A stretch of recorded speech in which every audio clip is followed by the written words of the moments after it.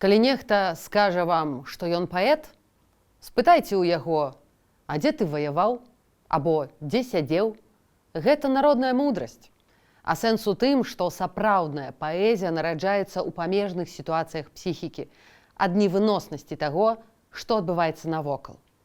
Ад сцюжы сэрца халадзела і прамярзала на вылёт. Шурпаціла, як тарка цела, не раставаў на вейках лёд.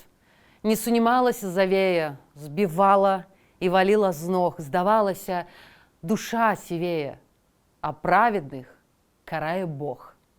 За паслушэнства і бязволе, за непавагу да сябе, за абыякавасць да болю, да гругана, што лоб дзяўбе.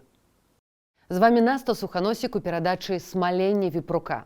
У мінулым выпуску мы размаўлялі пра беларускую лагерную прозу, пра нон-фікшн літаратуру, створаную па матывах гулагу. Сёння пра паэзію. Хто яе пісаў, пра што пісалі, дзе тут кроў, помста, а дзе каханне.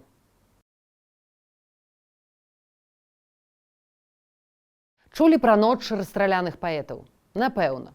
Гэта гісторыя пра тое, як за адну ноч з 29 на 30 кастрычніка 1937 году у засценках НКВД ў Менску расстралялі больш за 100 прадстаўнікоў нашай інтэлектуальнай эліты. У тым ліку Алеся Дудара, Анатоля Вольнага, Міхася Чарота ды іншых. Кароткі верш Чарота, напісаны перад гібелю, стаў крэда той генерацыі расстраляных паэтаў. Я не чакаў і не гадаў, бо жыў з адкрытаю душою, што стрэне лютая беда падружыць з допытам, з турмою.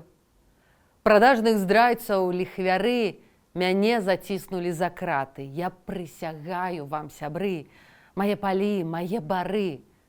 Кажу вам, я не вінаваты. Добра, гэта must know. А што яшчэ? Можа, паэты на той расстраляной ночы скончыліся? Не. Куды менш вядомы Уладзімір Клішевіч. Яму пашчасціла. У дужках, канешне, пашчасціла. Арыштаваны ў 36-м годзе, таму на момант той расстраляной ночы ён ужо быў на Калыме. Але пра тыя падзеі ён ведаў па імёнах. У вершы «Менская турма» ён піша: «Пад дзікі крык нямых разлучын, там цішка гартны быў замучан. Таўклі чырвоным каты ботам Алеся Звонака і Чарота. Спаткаў таксама лёс свой чорны, за кратамі паэт кляшторны». Клішевічу пашчасціла некалькі разоў. З Калымы яго вярнулі ў Менск на перагляд справы ў 1940-м, каб дакінуць яшчэ гадкоў. А тут вайна. Ахова разбеглася, ён выйшаў і выжыў. Ужо на эміграцыі у Саут-Рыверы напісаў першую ў гісторыі паэму пра рэпрэсіі ў БССР. Сапраўды маштабным паэтам, які правёў па лагерах і ссылках 27 гадоў, цэлае жыццё, быў Уладзімір Дубоўка. Яго арыштавалі і засудзілі яшчэ ў 1930-м па справе Саюза вызвалення Беларусі, а пасля толькі дакідвалі тэрміны. А ён выжыў, і гэта ўжо цуд. Большасць яго калегаў па цэху атрымалі кулю ў патыліцу. Забраны ў няволю забранага краю. Узяты за краты з спустошаных хат. Для нас пачалася часіна ліхая, мой родны, мой бедны, пакрыўджаны брат. Мы знаем, за волю змагацца нам трэба. Мы знаем, змаганне наш край не міне. Ніколі і нідзе Беларусь не загіне. Ніколі і нідзе Беларусь не памрэ. Ні ў тундрах, ні ў клятай паўночнай краіне, ні ў дзікім прыгоне, маскальскім ярме. Ну добра, гэта верш узнёслы, маршавы нават. Але ёсць у Дубоўкі і глыбіня, і філасофія. Вось паслухайце. Забыўся ты, схіліўся на далоні, язда, шляхі і водблескі пагоні. Забыўся ты, галубіш свет шырокі, не чуеш варты няснынянай крокі. Забыўся ты, табе ўсё воля сніцца, мой брат. ці ж свет увесь вязніца. Уладзіміра Дубоўку, гэтага волата, турма моцна паламала. Пішуць, што да канца жыцця, а ў Беларусь ён так і не вярнуўся, дажываў у Маскве. Ён нікому не верыў. А калі пачыналася хоць нейкая размова пра палітыку, прыкладаў падушку да разетак. Баяўся, што там праслушка. Зрэшты, Дубоўка варты асобнай серыі. Калі цікава, пішыце ў каментарах. Яшчэ адзін паэт таго расстралянага пакалення Алесь Звонак. Арыштаваны ў 36-м, асуджаны на 10 гадоў, потым дадалі яшчэ 10. Ён дажыў да незалежнасці. Таму ў 1992-м змог патрымаць у руках сваю кнігу пра гулаг «Светла цені». Як з царства ценяў, як з цемры забыцця вяртаюцца імёны ў жыццё дзеля жыцця. Заманівалі маной нас, што не было і няма імён у пакараных, пазбаўленых імя. Кастрычніцкае племя рамантыкаў красы, як свежы, як сучасна гучаць іх галасы. І як тады лье сонца блакітны небасхіл, і б'ецца ў грудзі попел нязнойдзеных магіл.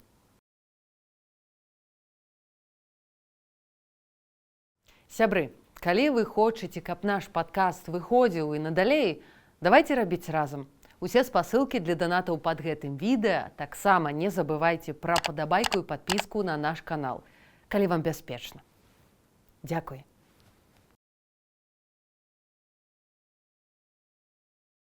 У мінулай серыі я згадывала Сергея Гарахоўскага і яго трылогію пра савецкія турмы і гулаг. Але ён і паэзію пісаў. Акурат ягонымі радкамі з вершу «Сцюжы» я пачала выпуск.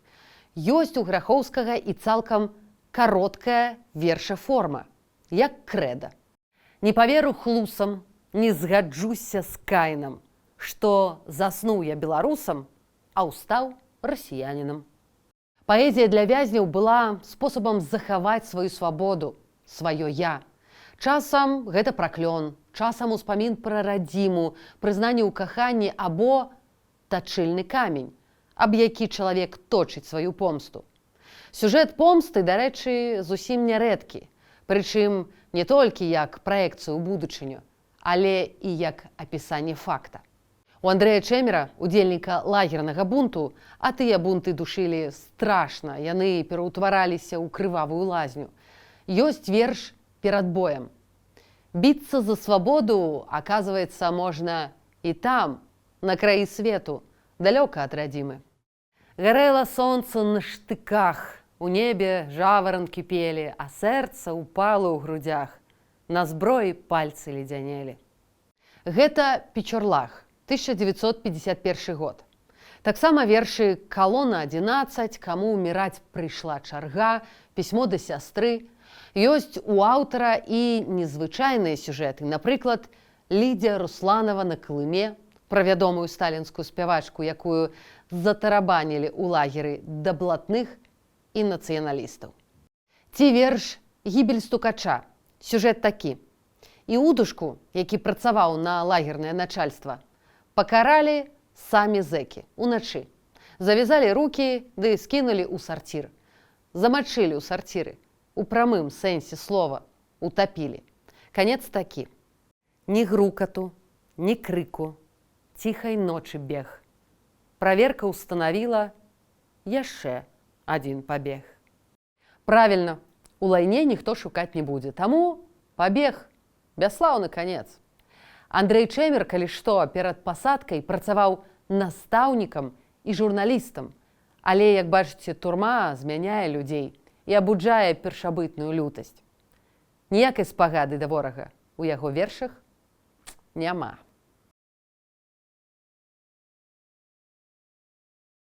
Чуеш, над тундрай не моўкнуць праклёны, стогны і звон ланцугоў.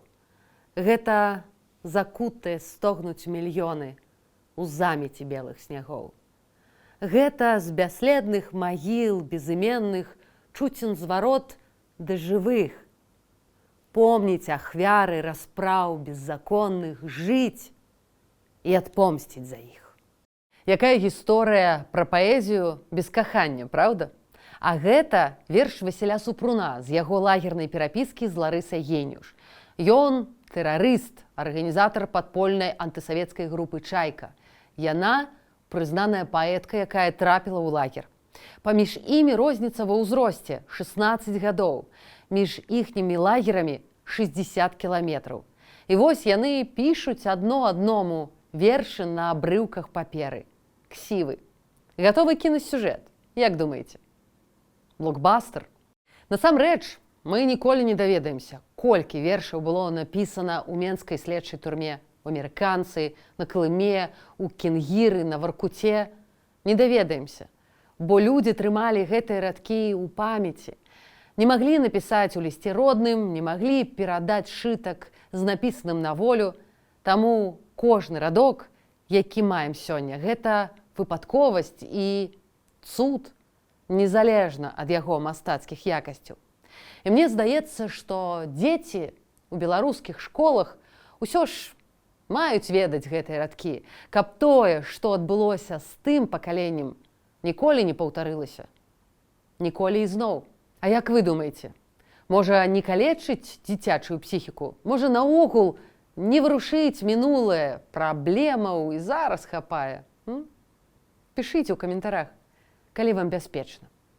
А на сёння ўсё. Чытайце, глядзіце і абмяркоўвайце сваё. Убачымся.